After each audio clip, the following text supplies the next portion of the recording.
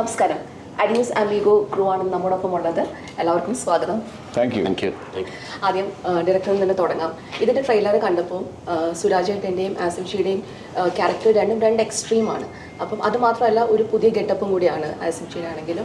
ഒരുപാട് കാലത്തിന് ശേഷം സുരാജ് ഏട്ടനെ നമ്മൾ കോമഡി ജോണറിൽ കാണുകയാണ്. അപ്പം ഇതിൻ്റെ ഈ രണ്ടുപേരുടെയും എക്സ്ട്രീം ആയിട്ടുള്ള ഈ ഒരു ആറ്റിറ്റ്യൂഡിനെ എങ്ങനെയാണ് പ്രേക്ഷകർക്ക് മുന്നിലേക്ക് അവതരിപ്പിക്കുന്നത് സിനിമ? അല്ല, ആ രണ്ട് ക്യാരക്ടേഴ്സിനെയും വ്യക്തമായിട്ട് സ്ക്രിപ്റ്റിലും തങ്കച്ചേട്ടൻ സ്ക്രിപ്റ്റിൽ എഴുതി വെച്ചിട്ടുണ്ട്. പിന്നെ നമ്മൾ ഡിസ്കഷനിൽ ഇരിക്കുമ്പോഴും അല്ലാത്തപ്പോഴൊക്കെ ആളത് ഡീറ്റെയിൽ ആയിട്ട് തന്നെ പറഞ്ഞിട്ടുണ്ട്. പിന്നെ ഇവരുടെ ആ ക്യാരക്ടർ ലുക്കുകളെന്ന് പറഞ്ഞാൽ സുരാജേട്ടനെ ആസിഫിക്കയുടെയും ചെയ്യാത്ത, അവരിതുവരെ പടത്തിൽ പിടിക്കാത്തൊരു ഗെറ്റപ്പ് വേണമെന്നുണ്ടായിരുന്നു. അപ്പോൾ അങ്ങനെ നമ്മൾ ഡിസൈൻ ചെയ്തതാണ്.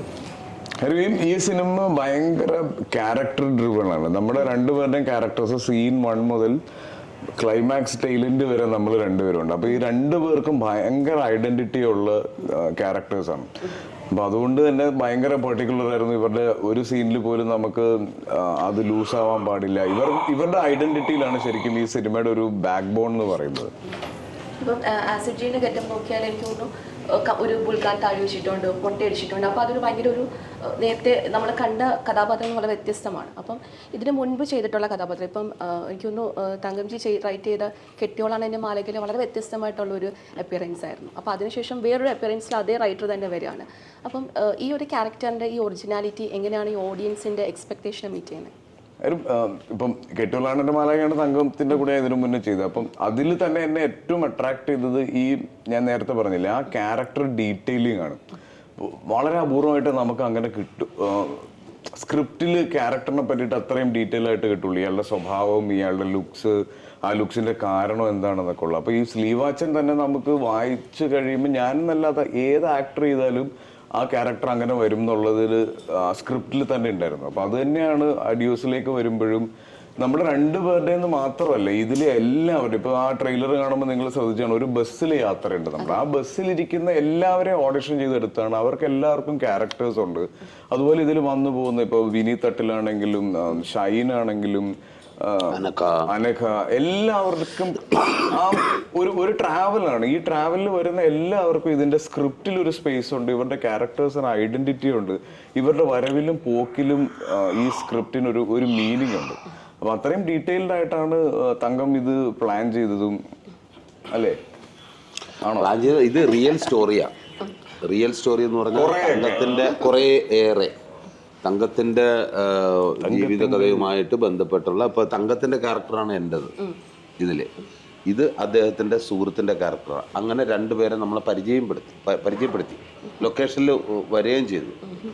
അപ്പൊ അങ്ങനെ ഇതൊരു ഗ്ലോബൽ സബ്ജക്റ്റാണ്. ഇത് എവിടെയും പ്ലേസ് ചെയ്യാം. ഇമാതിരിയുള്ള കഥാപാത്രങ്ങൾ, ഇപ്പൊ ഇദ്ദേഹം ചെയ്യുന്ന കഥാപാത്രമായാലും ഞാൻ ചെയ്യുന്നതായാലും, ഇത് നമ്മൾ കണ്ട് ഇത് ഇയാളെ ഞാൻ കണ്ടിട്ടുണ്ടല്ലോ.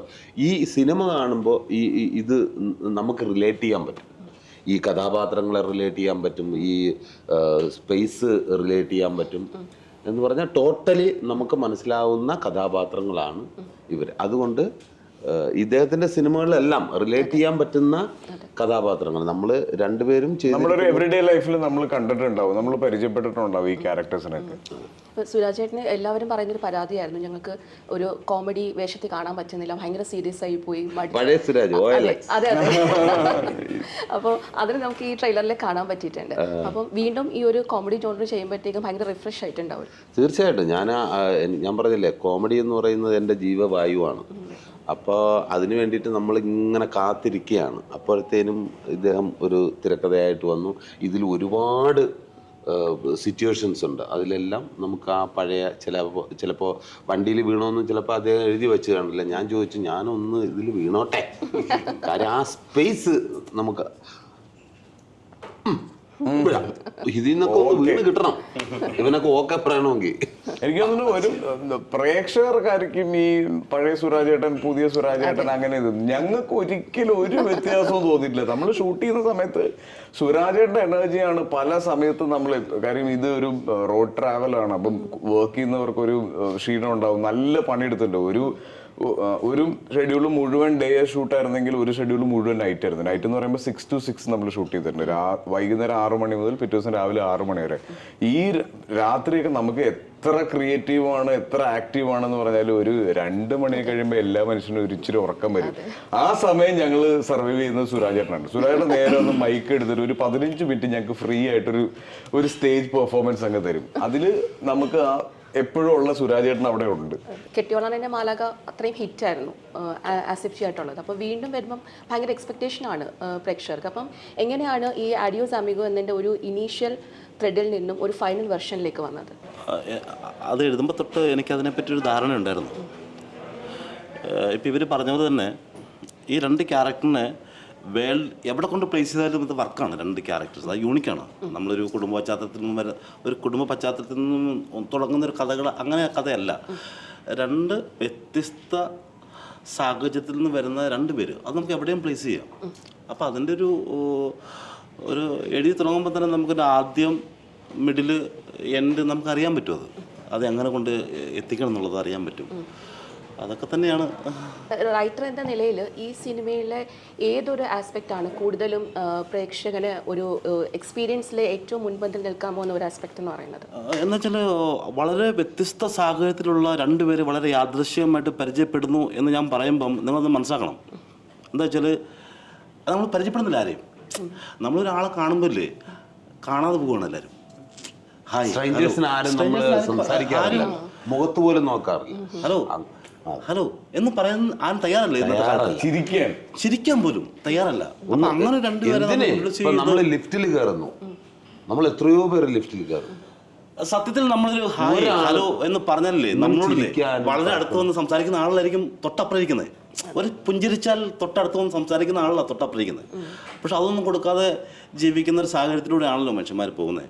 എനിക്ക് അതിനകത്തൊരു കൃതജ്ഞതയുണ്ട്. കാരണം ചെറിയോ 2 പേരെ കൂട്ടി കണക്ട് ചെയ്ത് പോകുക എന്ന് പറയുന്നത് ഒരു വേറെ പരിപാടിയാണത്. സ്ട്രേഞ്ചേഴ്സിന് ഞാൻ പറഞ്ഞില്ലേ, അപ്പോൾ പെട്ടെന്നായിരിക്കും നമുക്കൊരു സുഹൃത്തിനെ കിട്ടുന്നത്. ആ സുഹൃത്ത് വഴി നല്ലത് സംഭവിക്കുമോ മോശം സംഭവിക്കുമോ എന്തൊക്കെ പ്രശ്നങ്ങൾ ഉണ്ടാവും എന്നുള്ളതെല്ലാം ഓഗസ്റ്റ് 2-ന് തിയേറ്ററിൽ നമുക്ക് മനസ്സിലാവും. തുണ്ടായിരുന്നു ലാസ്റ്റ് സിനിമ. ഇപ്പോൾ അതിനുശേഷം വരുന്നത് ആഡിയോസ് അമിഗോ ആണ്. അപ്പം ഒരു പ്രൊഡ്യൂസർ എന്ന നിലയിൽ നമുക്ക് ഏത് സിനിമയും നമുക്കൊരു ബോക്സ് ഓഫീസ് ഹിറ്റ് ആകണം എന്നുള്ളത് തന്നെയാണ് നമ്മളുടെ പ്രതീക്ഷ. അപ്പം ആഡിയോസ് അമിഗോയുടെ ക്രൂവിൽ അല്ലെങ്കിൽ ഡയറക്ടർ, ആർട്ടിസ്റ്റ്, റൈറ്റർ എത്രത്തോളം പ്രതീക്ഷയാണ് അർപ്പിച്ചിരിക്കുന്നത്? ലൊക്കേഷനിൽ വന്നാലല്ലേ ഇതൊക്കെ അറിയാൻ പറ്റും. ഞാൻ എവരി ഡേ നല്ല പ്രൊഡ്യൂസറായിരുന്നു. അസോസിയേറ്റ് ഡയറക്ടറിനെ പോലെയാണ് ആഷിഖ് നിന്നത്. എല്ലാം ഒരു ദിവസം ചാർട്ട് അറിയാം, എന്ന് ഷൂട്ട് ചെയ്യണം, എത്ര മണി വരെയാണെന്ന് അറിയാം, ഒരു ആർട്ടിസ്റ്റ് എപ്പോൾ ഇറങ്ങണം എന്നറിയാം, എല്ലാ കാര്യങ്ങളും ആഷിഖിന് അറിയാം. പ്രൊമോഷന്റെ ഡീറ്റെയിൽസ് വരെ സാധാരണ പ്രൊഡക്ഷൻ കൺട്രോളറോ ഇല്ലെങ്കിൽ അതിന്റെ ബന്ധപ്പെട്ട ആൾക്കാരാണ് വിളിക്കുന്നത്. ഇത് പ്രൊഡ്യൂസർ കറക്റ്റ് ചാർട്ട് ചെയ്ത് അതെ ഇത്ര മണിക്ക് സുരാജേട്ടാ നമ്മളൊരു സിനിമ ചെയ്യുമ്പോൾ എന്നെ പഠിപ്പിക്കുകയൊക്കെ ചെയ്യും. ഞാനൊരു സിനിമ ചെയ്യുമ്പോൾ എങ്ങനെ ആയിരിക്കണം എന്നുള്ളതെല്ലാം. അത് മാത്രമല്ല, ഞാൻ ഈ കഥ നരേറ്റ് ചെയ്ത് കഴിഞ്ഞപ്പം ഈ കഥ ആദ്യം തൊട്ട് അവസാനം വരെ ഞാനല്ലാതെ വേറെ ആൾക്ക് പറയാൻ പറ്റുന്നുണ്ടെങ്കിൽ അത് ഇദ്ദേഹത്തിന് മാത്രമേ കഥ പറഞ്ഞ്. അപ്പം അത്രയും ഡീറ്റെയിൽ അദ്ദേഹത്തിന് അറിയാം. അല്ല, അത് വേറെ ഒന്നുമില്ല. അതിന് തങ്കം എന്ന റൈറ്റർ എനിക്ക് ഭയങ്കര എക്സ്പീരിയൻസ് ആയിരുന്നു ആക്ച്വലി. കാരണം ആ സിനിമയുടെ ഒരു ഫസ്റ്റ് തൊട്ട് ലാസ്റ്റ് വരെ, അതായത് ഇപ്പോൾ ആസിഫ് ആ ക്യാരക്ടർ എങ്ങനെയാണ് സംസാരിക്കുന്നത്, തങ്കം നറേറ്റ് ചെയ്യാൻ നേരത്ത് ആസിഫിൻ്റെ പോർഷൻസ്, ആസിഫിന് ആ സ്ലാങ്ങിൽ തങ്കം അങ്ങനെയാണ് നമ്മൾ സുരാജേട്ടനാണ് അങ്ങനെയാണ് തങ്കം നറേറ്റ് ചെയ്യണത്. അപ്പം അത്രയും ഡീറ്റെയിൽ ആയിട്ടുള്ള ഒരു റൈറ്ററാണ്. അപ്പോൾ ഈ സിനിമ ചെയ്യാനുള്ള കാരണം ആ സ്ക്രിപ്റ്റ് തന്നെയാണ്. എനിക്ക് തോന്നുന്നു ഞാൻ കേട്ട് കഴിഞ്ഞ ഒരു വേറെ സിനിമയുടെ ലൊക്കേഷനിലാണ് അന്ന് നഹാസ സിനിമയിൽ അസോസിയേറ്റ് ആയിട്ട് വർക്ക് ചെയ്യണം. ഇത് കേട്ടപ്പോൾ തന്നെ ഇമ്മീഡിയറ്റ്ലി എനിക്കൊരു രണ്ടാമത്തെ അനൗൺസ് ചെയ്തത് ഞാൻ. അത്രയും എനിക്ക് ഭയങ്കര ഇഷ്ടപ്പെട്ട ഒരു സ്ക്രിപ്റ്റാണ് മിസ്റ്റർ തങ്കത്തിൻ്റെ. ഇത്തരം പോരെ? ഓക്കെ, നോക്കുമ്പോൾ ഡയറക്ടറിനോടാണ്, അതായത് ജിംഷി ഖാലിദ് ഉണ്ട്, വിഷ്ണു ഗോവിന്ദ്, ഇത് രണ്ടും നമുക്കറിയാം അഡാർ ഐറ്റങ്ങളാണ്. ആ സിനിമ തീർച്ചയായിട്ടും ഒരു വിജയമായിരിക്കും. എന്തുകൊണ്ടാണ് ജിംഷി ഖാലിദ്, വിഷ്ണു ഗോവിന്ദ് എന്നൊരു ചോയ്സിലേക്ക്? ഉറപ്പായിട്ടും നമ്മളിപ്പം ഇത്രയും നാളും വർക്ക് ചെയ്ത മൂവീസ് പടങ്ങൾ അവരുടെ ഒപ്പം തന്നെയാണ്. ഇപ്പോൾ ജിംഷിഖാൻ്റെ കൂടെ ഞാനൊരു 3-4 പടം വർക്ക് ചെയ്തിട്ടുണ്ട്. വിഷ്ണുചാടിൻ്റെ കൂടെ ഉണ്ട വർക്ക് ചെയ്തിട്ടുണ്ട്, തല്ലുമാല വർക്ക് ചെയ്തിട്ടുണ്ട്. അപ്പോൾ നമ്മൾ ഈ വർക്ക് ചെയ്യുമ്പോൾ ഒരു കംഫർട്ട് ഉണ്ടാവുമല്ലോ ഉറപ്പായിട്ടും. നമുക്കറിയാവുന്ന ആൾക്കാരാണെങ്കിൽ നമ്മൾ എന്താ ഉദ്ദേശിച്ചതെന്ന് ഒരുപാട് കൺവിൻസ് ചെയ്യേണ്ട ആവശ്യമില്ല. അവരോട് പറയുമ്പോൾ അവർക്ക് മനസ്സിലാവും. അത് ഉറപ്പായിട്ടും അങ്ങനെ തന്നെയാണ്. അവരെ എല്ലാവരെയും നമ്മൾ ചൂസ് ചെയ്തേക്കുന്നത് അങ്ങനെ തന്നെയാണ്. ഇതിൻ്റെ ഇപ്പോൾ കോസ്റ്റ്യൂമാണ് മഷർക്ക, മേക്കപ്പ് റോണക്സ്, എല്ലാവരും നമുക്ക് പരിചയമുള്ള ആൾക്കാരാണ്. റോണക്സിന് പ്രത്യേകം നന്ദിയുണ്ട് കേട്ടോ, എന്നെ ഇങ്ങനെ ആക്കിയില്ല. എന്നെ അതായത് റോണക് ചേട്ടൻ ഇങ്ങനെ നിൽക്കുമായിരുന്നു. അതായത് ആസിഫിക്കയുടെ 2 സൈഡ് നമുക്ക് എടുക്കണമായിരുന്നു. ഇപ്പോൾ ആസിഫിക്ക ഇപ്പോൾ ലുക്ക് ചേഞ്ചിന് അവിടെ വന്നിരുന്നിട്ട് താടി നമ്മൾ ബുൾഗാനാക്കി. അതിനുശേഷം ഇത് വടിക്കണോടാ എന്നുള്ളൊരു ലുക്കിലായിരുന്നു. അപ്പം റോണക് ചേട്ടൻ എന്നെ തങ്കച്ചേട്ടനെ നോക്കി, എന്താ ചെയ്യണ്ടേ, വടിച്ചോളാൻ പറഞ്ഞു. അപ്പം തന്നെ വടിച്ച്. വേറൊരു ചിന്ത വരുന്നതിന് മുന്നേ വേറൊരു ചിന്തയ്ക്ക് നമ്മൾ ടൈം കൊടുത്തില്ല. ഒപ്പം തന്നെ ഗോപി സുന്ദർ, ജെയ്ക്സ് ഉണ്ട്. അപ്പം ഇത് എത്രത്തോളം മ്യൂസിക്കിന് എത്രത്തോളം പ്രാധാന്യമുണ്ട് സിനിമ? ആക്ച്വലി ഇതൊരു മ്യൂസിക്കൽ, നമ്മളിത് ട്രീറ്റ് ചെയ്തേക്കുന്ന ഒരു മ്യൂസിക്കൽ മൂവി ആയിട്ട് തന്നെ. അപ്പം മ്യൂസിക്കിന് ഒരുപാട് ഇമ്പോർട്ടൻ്റ് ഉണ്ട് ആക്ച്വലി. അപ്പോൾ ഗോപിച്ചേട്ടൻ ഒരു 2 സോങ് ചെയ്തിട്ടുണ്ട്. ജെയ്ക്സ് ചേട്ടൻ ഒരു 2 ചെറിയ ഒരു മിനിറ്റുള്ള ചെറിയ സോങ്സും ബാക്ക്ഗ്രൗണ്ട് സ്കോറും ഫുള്ള് ജെയ്ക്സ് ചേട്ടനാണ് ചെയ്തേക്കുന്നത്. ഒപ്പം തന്നെ അനഘ ഇവിടെ വന്നിട്ടില്ല. അനഘയുടെ കഥാപാത്രത്തെക്കുറിച്ച് ആക്ച്വലി അനഘയുടെ കഥാപാത്രത്തെക്കുറിച്ച് പറയാതിരിക്കുന്നതായിരിക്കും നല്ലത്. നമ്മൾ മൂവി കണ്ട് റിവീൽ ചെയ്യുന്നതായിരിക്കും നല്ലത്. നമ്മൾ ട്രെയിലറിൽ പോലും ഒരു ഷോട്ടിലാണ് കാണിച്ചത്. ട്രെയിലറിലും വളരെ ഒരു സീൻ മാത്രമേ കണ്ടിട്ടുള്ളൂ. അത് സിനിമ കാണണം എന്നാണ് പറയുന്നത്. ഇങ്ങനെയുള്ളൊരു ജോണർ എനിക്ക് തോന്നുന്നില്ല മലയാള സിനിമയിൽ ഇതുവരെ വന്നിട്ടുണ്ട്. ഇത് ട്രീറ്റ്മെന്റും ഇത്രയും 2 കഥാപാത്രങ്ങളെ മാത്രം ഫോക്കസ് ചെയ്തുകൊണ്ട് പോകുന്നു. ഇതിൻ്റെ ഇടയിൽ ഒരുപാട് പേര് ഇങ്ങനെ വന്ന് പോകുന്നു. ഫസ്റ്റ് ആയിരിക്കണം എന്നാണ് എൻ്റെ. ഈ പറഞ്ഞ പോലെ ഈ സിനിമയിൽ ഒരു 74 സീനുണ്ട് ആക്ച്വലി. അപ്പോൾ 74 സീനിൽ ഇവർ 2 ഉണ്ട്. ഇപ്പൊ സുരാജേട്ടൻ ഇല്ലാതെ ഈ ഒരു സീൻ ഷൂട്ട് ചെയ്യാൻ പറ്റൂല. ആസിഫിക്ക് ഇപ്പോൾ ഒരു ദിവസം ഇല്ലെങ്കിൽ സീൻ ഷൂട്ട് ചെയ്യാൻ പറ്റൂല. അപ്പോൾ എനിക്ക് തോന്നുന്നു ഇവർ 2 പേരും അഭിനയിച്ചതിൽ ഇത്രയും ത്രൂ ഔട്ട് സീനുകൾ അഭിനയിച്ച പടം ഇതായിരിക്കും ആക്ച്വലി. അഭിനയിച്ച മാത്രമല്ല മോനെ, ഞാൻ സമീപകാലത്ത് ഇത്രയും ഡയലോഗ് പറഞ്ഞു രാത്രിയൊക്കെ ചെല്ലുമ്പോഴാ ഇവിടെയൊക്കെ നമ്മള് ചിരിച്ച്. ഇത് കഴിഞ്ഞ് 3 ദിവസം മൗനവ്രതം എടുത്താലാണ് ഇവിടുത്തെ ഇത് മസിൽസ് താരം തിരിച്ചു ഇനി ഇങ്ങനെ കോംബോയിലേക്ക് എത്തിയത് എങ്ങനെയാണ് സുരാജേട്ടനും കോംബോ? ഓൾറെഡി ഇവരോട് നമ്മളിപ്പം കഥ തങ്കച്ചേട്ടൻ ഓൾറെഡി ആസ്വദിക്കാൻ എടുത്ത് കെട്ടിയോള് കഴിഞ്ഞിട്ട് സംസാരിച്ചിട്ടുണ്ടായിരുന്നു. അതുപോലെ സുരാജേട്ടൻ്റെ അടുത്തും കഥ പറഞ്ഞിട്ടുണ്ടായിരുന്നു. അപ്പോൾ ഈ 2 നമ്മുടെ ക്യാരക്ടേഴ്സിന് ഇവർ 2 ആപ്റ്റ് എന്നാണ് നമുക്ക് തോന്നി. അങ്ങനെയാണ് ഇവരിലേക്ക് എത്തിയത്. ആസിഫിയുടെ ഏറ്റവും നല്ല കോംബോ പറയുന്നത് ഒരു ബിജുമേനൻ ആയിട്ടുള്ള ഭയങ്കര ഒരു റാപ്പാണ് നിങ്ങളുടെ തമ്മിലുള്ളത്. എന്തായാലും ഒരുപാട് സന്തോഷം ഇത്രയും നേരം ഞങ്ങളോടൊപ്പം ചെലവഴിച്ചതിന്. എല്ലാവിധ ആശംസകളും. ഈ ഒരു സിനിമ 1 വിജയമാകട്ടെ. Thank you so much. Thank you. Sheeba. Thank you Sheeba. Thank U.